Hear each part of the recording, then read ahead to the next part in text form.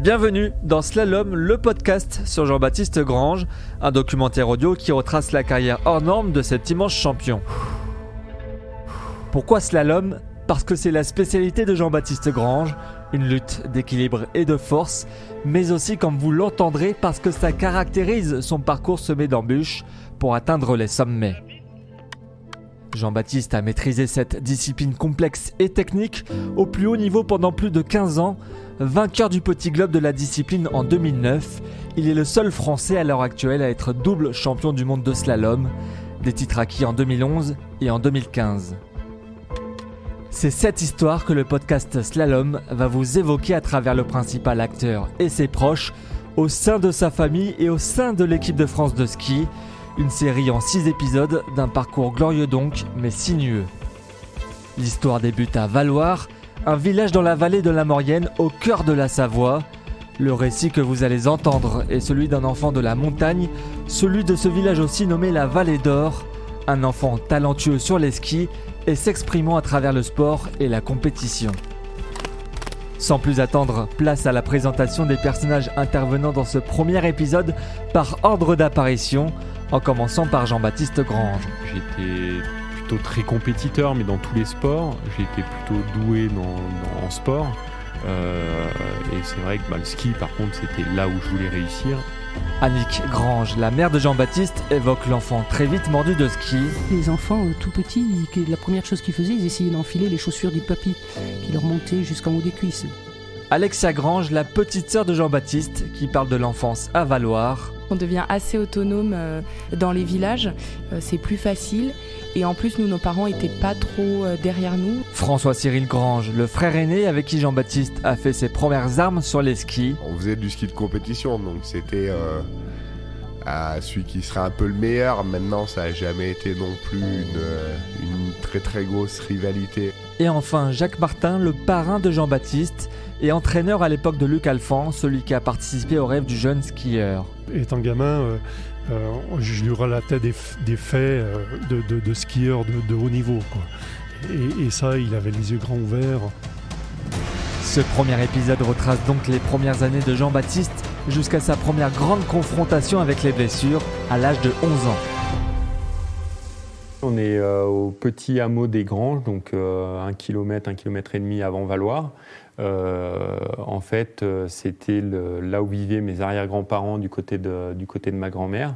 Et c'est mon père qui avait récupéré cette maison qui, à la base, est une grange. Forcément, ça appelle plein de souvenirs, que ce soit en rapport avec le ski ou pas le ski, mais simplement des souvenirs de jeunesse. Être enfant à Valloire, c'est une enfance très saine et très agréable. Une enfance super, préservée, beaucoup de sport, beaucoup d'activités liées à la montagne et à la nature. Ma mère étant prof de sport, on a reçu quand même une éducation très tournée sur le sport. Donc voilà, on fait toutes les activités possibles et imaginables qu'on peut faire sur Valloire, que ce soit pas de l'escalade, au judo, au hockey, au foot, et j'en passe. On devient assez autonome dans les villages, c'est plus facile. Et en plus, nos parents n'étaient pas trop derrière nous. Annick travaillait dans la vallée et mon père, Jean-Pierre, il partait tôt le matin, rentrait tard le soir. Donc le matin, on se levait tout seul, on allait au car tout seul. Et tout ça, quand même baigné au milieu de ces montagnes, avec les chalets, le chalet d'alpage, dans un premier temps de ma grand-mère. Et ensuite, mon père a construit le sien. Donc voilà, dans la vallée de l'Aiguille Noire. Donc c'était une enfance heureuse à la montagne. C'est sûr que moi j'avais du mal gamin, c'est pour ça que je parle de cette timidité et de fait d'être réservé. Et mon frère était à l'opposé de ça, tu vois. Et c'est vrai que je traînais dans les jupons de ma mère et je pleurais, j'avais pas envie d'aller à l'école. Je crois que ça avait dû se passer à peu près comme ça, quoi. Sa première rentrée à l'école, c'est vrai que ça a été compliqué. Il restait dans son coin, il avait du mal à aller vers les autres. Et du coup, il s'était trouvé un copain de la même année qui avait le même prénom, qui s'appelait Jean-Baptiste. Et du coup, quand ils arrivaient à l'école, ils se cherchaient. Je pense que l'autre Jean-Baptiste devait avoir les mêmes problèmes. Et quand ils arrivaient à l'école, ils se cherchaient, et ils se donnaient la main et ils ne se lâchaient plus. Il avait plus, il était plus posé, plus calme. Moi, j'étais un peu plus... j'aimais bien faire des bêtises, J'étais plutôt assez... j'aimais bien quand ça bougeait. Il a un caractère plutôt réservé par rapport à François Cyril, mon grand frère et moi. Mais non, il se laisse plus aller au sein de la famille. Comme dirait mon père en patois, que je suis goubie. Et en fait, goubie, ça veut dire que tu es maladroit. Et c'est vrai que petit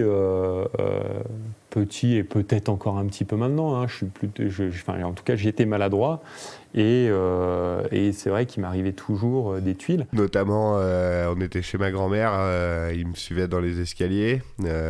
Et du coup, il a traversé la vitre avec la tête la première. Donc, du coup, il a eu pas mal de points de suture au niveau du front. Je pense vraiment que le sport lui a permis de s'affirmer, de prendre confiance en lui.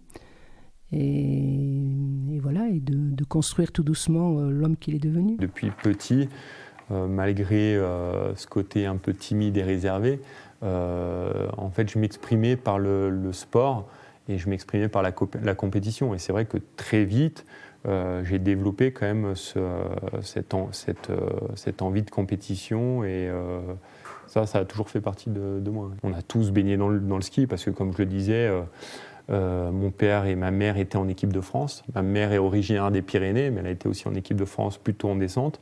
Mon père, c'était plutôt sur la technique. Et j'ai aussi ma tante Bernadette qui était en équipe de France de ski. Mon oncle qui a fait aussi un peu jusqu'en Coupe d'Europe, mais qui a eu des blessures derrière et voilà, qui n'est pas allé plus loin. Ah oui, le ski, c'est vraiment c'est une histoire de famille, puisque le grand-père paternel était moniteur de ski. Donc c'est vrai que c'était un peu une évidence de... Bon, déjà on habite à Valloire, donc le sport principal l'hiver c'est le ski. On ne faisait pas grand-chose à l'époque, grand-chose d'autre, donc forcément ça c'est une évidence. Et dans une famille de skieurs c'est d'autant plus une évidence. Mais bon, je veux dire, ça s'est fait naturellement. Quand le papy rentrait du ski, les enfants tout petits, la première chose qu'ils faisaient, ils essayaient d'enfiler les chaussures du papy qui leur montaient jusqu'en haut des cuisses. Donc ça c'était, voilà, ils étaient imprégnés de toute cette ambiance et de tout ce matériel.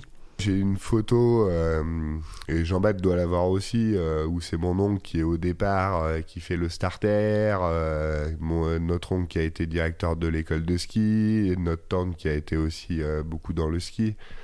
Donc voilà, on a toujours été là-dedans.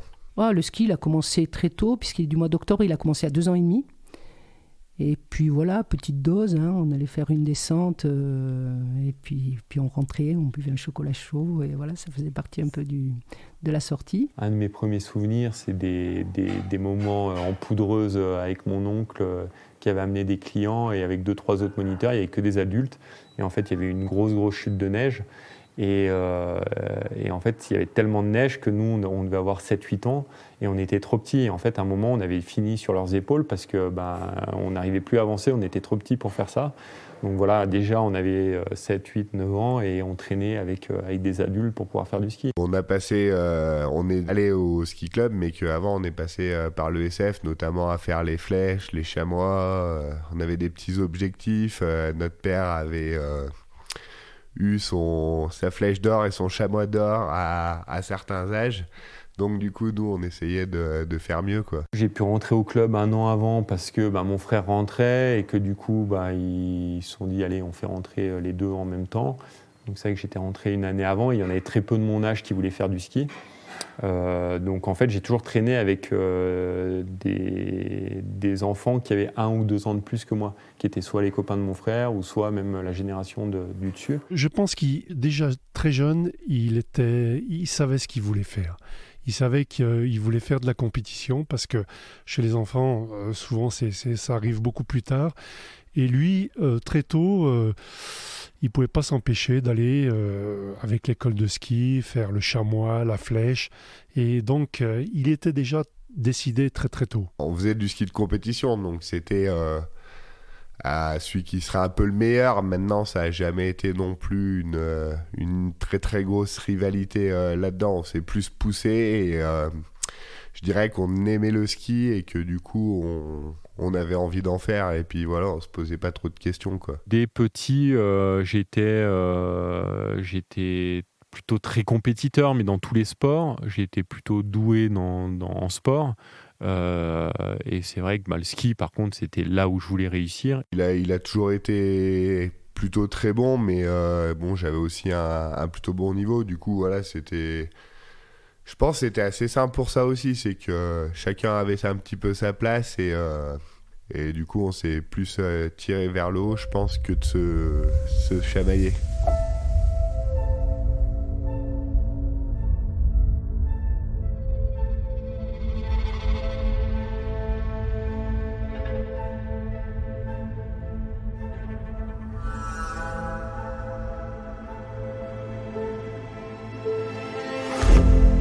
Mon premier entraîneur, c'est Christian Magnin, qui aujourd'hui est directeur de l'école de ski français. Voilà, je pense que lui reste très fier d'avoir assisté à mes débuts.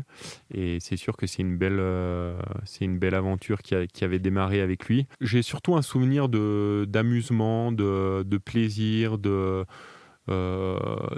découvrir le domaine de Valloires, d'aller faire de la poudreuse, de passer des après-midi à m'amuser dans la forêt avec les copains. En fait, le slalom m'a beaucoup plu et rapidement parce que voilà, il y avait aussi le fait de boxer les piquets, de taper les piquets, j'avais l'impression de faire comme les grands. Nous, on n'avait pas le droit de taper les piquets et je me souviens qu'on était sur le massif de la Cétaz, sur le 4 places en haut, et on s'amusait les après-midi, on avait 10, 11 ans, 12 ans, on s'amusait à prendre les piquets de l'ESF, à se tracer des slaloms et à essayer d'apprendre à taper les piquets. Alors je pense que ça devait pas ressembler à grand-chose. Étant gamin, je lui relatais des faits de skieurs de haut niveau, quoi. Et ça, il avait les yeux grands ouverts, on le sentait émerveillé. Déjà, quand je rentrais, soit des championnats du monde, soit des Jeux Olympiques, et soit il y avait une photo dédicacée de Luc Alphand, de Jean-Luc Crétier, soit il y avait une mascotte des Jeux, soit une peluche des championnats du monde. Ça, c'était des bons souvenirs. Mon parrain, Jacques Martin, qui a été entraîneur de l'équipe de France entre 90 et 2000, et qui a été un des entraîneurs de Luc Alphand dans ces grandes années, quoi. Donc, et moi, ça correspondait, j'avais 12-13 ans, et c'est vraiment des âges où finalement tu t'associes vachement à une image d'idole et d'exemple. Et c'est vrai que le fait que Luc, c'était le fer de lance de l'équipe de France, et en plus, moi, mon parrain l'entraînait, donc voilà, il y avait un lien qui était vraiment particulier, quoi. Mon père avait l'abonnement au magasin. Donc en fait, quand on voulait aller voir le ski, ça se passait au magasin. Je me souviens aussi m'être levé, et ça c'était en 98, donc au Jeune Nagano qui était au Japon, m'être levé en plein milieu de la nuit pour regarder la descente avec mon père, ou Jean-Luc Crétier, champion olympique. Mon parrain m'avait ramené les mascottes en bois sculptées des Jeux de Lillehammer en 94. Et il m'a ramené aussi les mascottes des Jeux de 98. On a eu la chance, c'est que notre fils aîné, François Cyril, allume la flamme olympique aux Jeux Olympiques d'Albertville, aux côtés de Michel Platini. Et c'est vrai que ça, c'était une histoire un peu folle. Toutes les épreuves se passaient en Tarentaise. Donc du coup, ils se sont dit, on va chercher quelqu'un de Maurienne. Michel Barnier connaissait le maire de Valloires. Et du coup, il s'est dit, je vais prendre des enfants du ski club. Et du coup, il a demandé 3 photos, dont Jean-Baptiste, mon frère, Benoît Giraud, un autre copain qui est de mon année d'âge, et puis moi. Et du coup, de là, ils m'ont choisi pour allumer la flamme. Et donc, c'est mon frère qui a allumé la flamme olympique à la cérémonie d'ouverture, qui a couru dans le stade avec Platini, là, le petit garçon, c'était lui. Et donc, on est allé avec mes parents assister à la cérémonie d'ouverture. Donc, j'ai peu de souvenirs de ça, parce que j'étais quand même vraiment jeune, j'avais 7 ans. Mais c'est sûr que, en tout cas, ça m'avait marqué comme un moment unique et incroyable, quoi. Et c'est vrai que voilà, ça a été un peu... Même, je pense, pour Jean-Baptiste, c'est quelque chose, les Jeux Olympiques, tout de suite, ça nous a fait rêver, ça nous a donné envie d'y participer. Donc voilà, c'est sûr que ça nous a poussé là-dedans. Je me disais, j'aimerais bien faire comme eux, être à la télé plus tard, faire comme ceux que je vois là et réussir en ski, quoi. C'était simplement ça, c'était pas forcément des rêves d'être champion olympique, champion du monde, mais c'était de faire comme ceux que je voyais à la télé. Et il y avait Alberto Tomba, il y avait Omot aussi. À partir du collège, 11-12 ans, quand même, ma chambre, elle était dédiée au ski. Voilà, les coupes, elles étaient vraiment toutes rangées nickel. Donc, il y avait quand même un univers qui était dédié au ski de compétition. Et je me souviens aussi que déjà en étant au collège, donc 12-13 ans, des fois, je m'étais amusé à tenir un petit carnet d'entraînement aussi où je notais. Donc malgré tout, on peut dire qu'il y avait quand même ce début de structuration.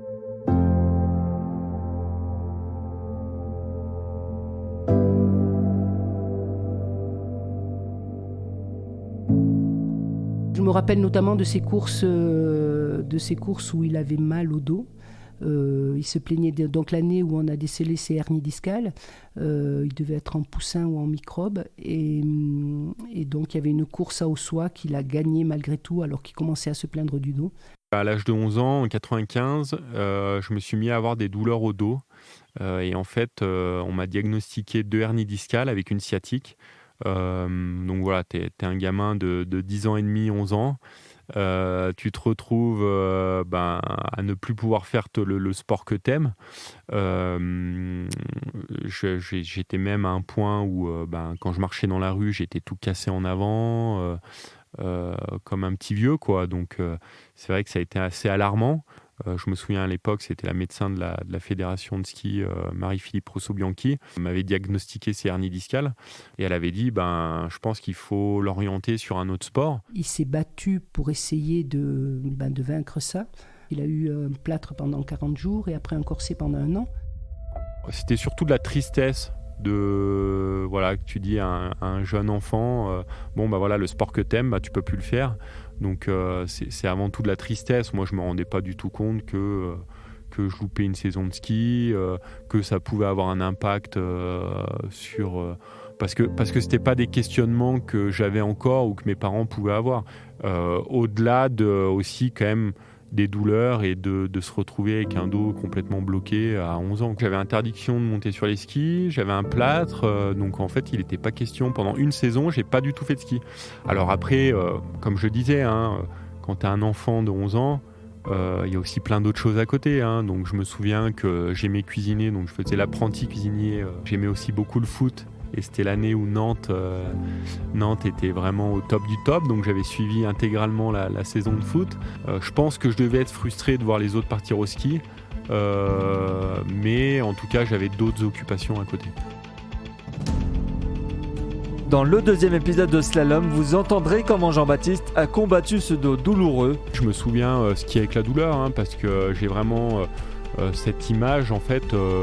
Donc je m'entraînais à Valloire, au club de Valloire, et j'ai le souvenir de ma mère qui le soir me mettait du Musclor, donc une crème chauffante. Le récit sera aussi porté sur sa progression parmi les meilleurs jusqu'à sa première expérience en Coupe du Monde, avec un passage au niveau FIS, le niveau avant la Coupe d'Europe, la Coupe d'Europe considérée comme l'antichambre de la Coupe du Monde, plusieurs étapes qu'il a franchies rapidement.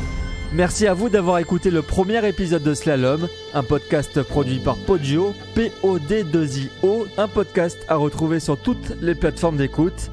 Un grand merci à tous ceux qui ont financé ce podcast à travers une campagne de financement participatif. Parmi eux, on retrouve Fabien Ly, Aurélien Rattel, David Meneghini, Optique Rattel, Maxime Grando, François Aleno, Sébastien Fournier, Jean-Pierre Rougeau, Christian Grange. Un merci spécial à François Excoffier et à Johan Duclou à la tête de l'auberge des Plus de Valloire, sans qui le podcast n'aurait pas vu le jour. Johan et Anne-Guelle Duclou vous accueillent d'ailleurs toute l'année à Valloire, que vous soyez une famille, un groupe de sportifs, des passionnés de la montagne et de sport. L'auberge des Plus est aussi le partenaire et l'hébergeur officiel du Trail du Galibier Tabor. Rendez-vous la semaine prochaine pour le 2e épisode de Slalom.